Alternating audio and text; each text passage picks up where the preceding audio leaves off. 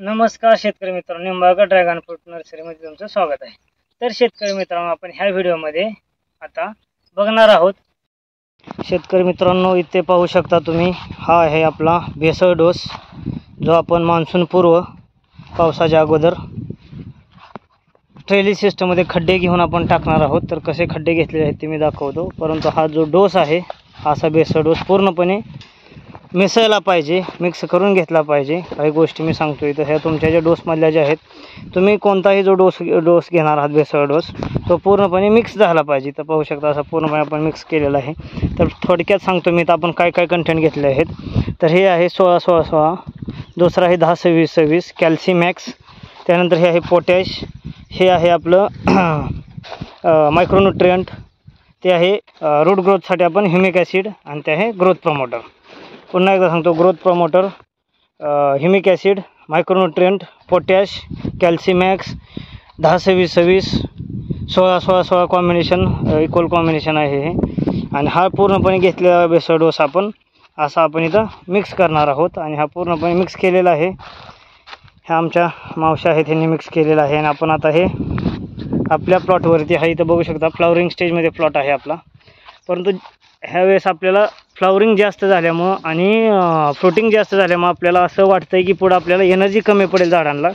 त्याच्यासाठी इथं पाहू शकता तुम्ही, पूर्ण सकाळी पूर्णपणे प्लॉट असा पांढरा शुभ्र झालेला होता, पूर्ण फ्लावरिंग झालेलं होतं। आणि ह्याच्यासाठी आपण आता ह्याच्यामध्ये आपल्याला लॉंग टर्म जास्त वेळेसाठी पुरण्यासाठी पूर्ण पुढचे 5-6 महिने आपल्याला हेच खत मिळावे म्हणून आपण इथं आता हा भेसळ डोस देत आहे।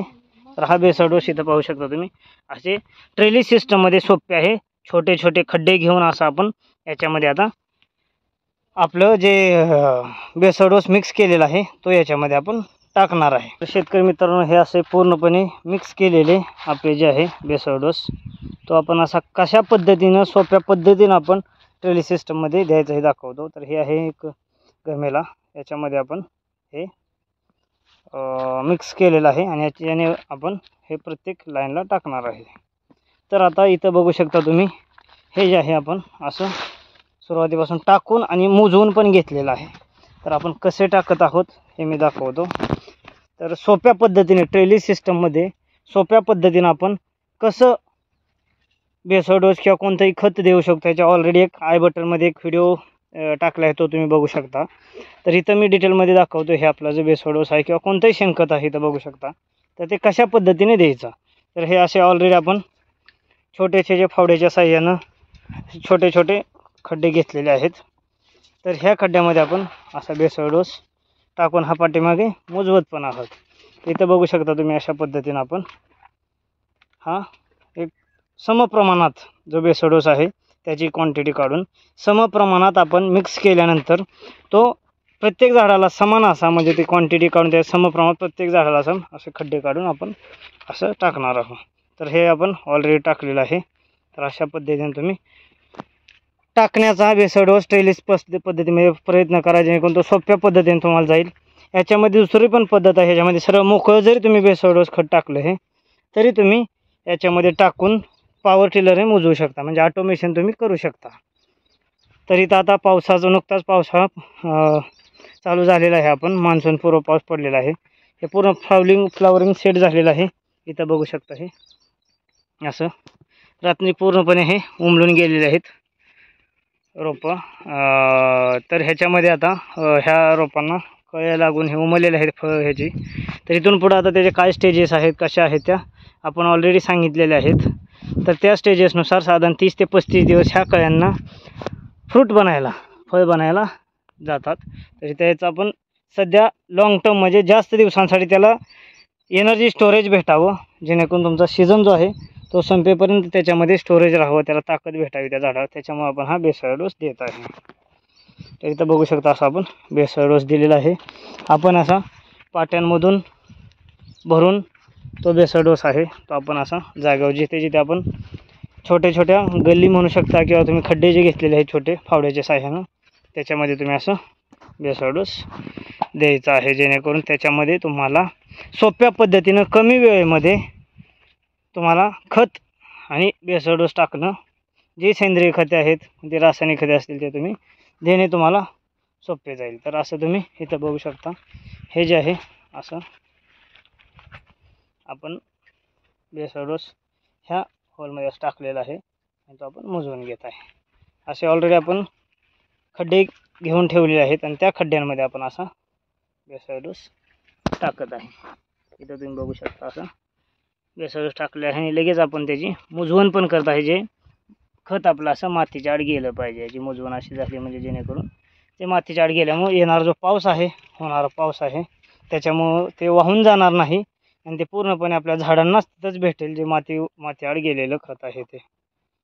तर अशा प्रकारे तुम्ही खत नियोजन ट्रेलिस पद्धतीमध्ये सोप्या पद्धतीनं करू शकता शेतकरी मित्रांनो. ह्यासाठी हा आपला प्रयत्न होता. खत संगोपन कसं करायचं, ड्रॅगन फ्रूटचं ऑटोमेशन कसं करायचं. सध्या लेबरचा प्रादुर्भाव कमी जाणवतो. लेबर कमी आहे त्यामुळे आपण ऑटोमेशनकडे जास्त लक्ष देतो आहे. तर ट्रेली सिस्टममध्ये तुम्ही स्प्रे घेण्यासाठी सुद्धा ब्लोअरने सरळ स्प्रे घेणे, माघारी स्प्रे घेणे येताना ब्लोअरने, ट्रॅक्टरच्या ब्लोअरने किंवा हातपंपाने जर घ्यायचं म्हटलं तर सोप्या पद्धतीने येतं.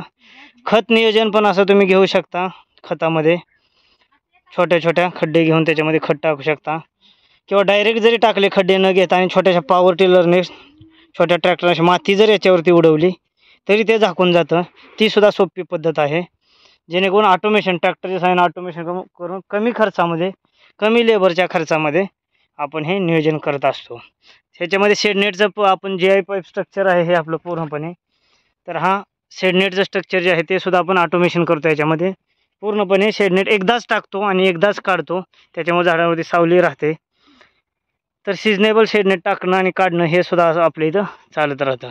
तर इथं तुम्ही बघू शकता पूर्णपणे असं फ्लॉवरिंग झालेलं आहे आणि भरपूर अशा कळ्या आपल्याला ऑलरेडी लागलेल्या आहेत. तरीसुद्धा आपण ह्या झाडांची एनर्जी टिकून राहावी आणि त्यांना पुढच्या 5-6 महिने आपल्या कंटिन्यू त्यांनी प्रोडक्शन द्यावं, जेणेकरून शेतकरी मित्रांना त्याची ड्रॅगन फ्रूटची लागवड ट्रेलिस पद्धतीमध्ये सुद्धा पूर्णपणे परवडावी आणि त्याच्यामध्ये तुम्हाला उत्पन्न डबल निघावं. जी जुनी पद्धत आहे फुल प्लेट पद्धत, त्याच्यापेक्षा ऑलमोस्ट डबल तुम्हाला उत्पन्न निघालं पाहिजे.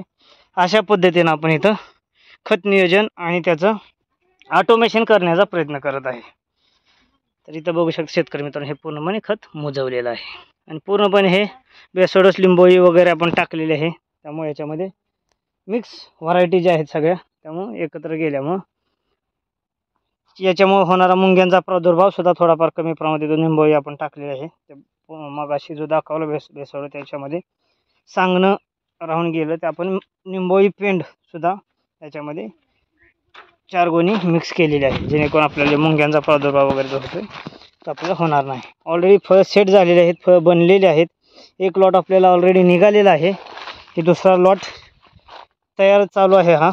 तर याच्यामध्ये याच्यासाठी लॉंग टर्मसाठी एनर्जी कमी पडू नये म्हणून हा आपला प्रयत्न आहे. आणि हे असं आपण बेसळ डोस मिक्स करून चांगल्या पद्धतीनं मिक्स करून चांगल्या पद्धतीमध्ये रोपांच्या झाडांच्या जवळ आपण हे टाकत आहे. तर ही आहेत आपली ड्रॅगन फ्रूटची रोपे शेतकरी मित्रांनो. तर अशा पद्धतीची आपली रोपे आहेत. बघू शकता पूर्णपणे 1.5-2 फुटाची वाढलेली अशी जम्बो व्हरायटी आणि सी व्हरायटीची रोपे आहेत. मित्रांनो, अशाच नवनवीन माहितीच्या व्हिडिओसाठी माझ्या चॅनलला लाईक, शेअर आणि सबस्क्राईब करून शेजारी बेल आयकॉनवर क्लिक करा. धन्यवाद.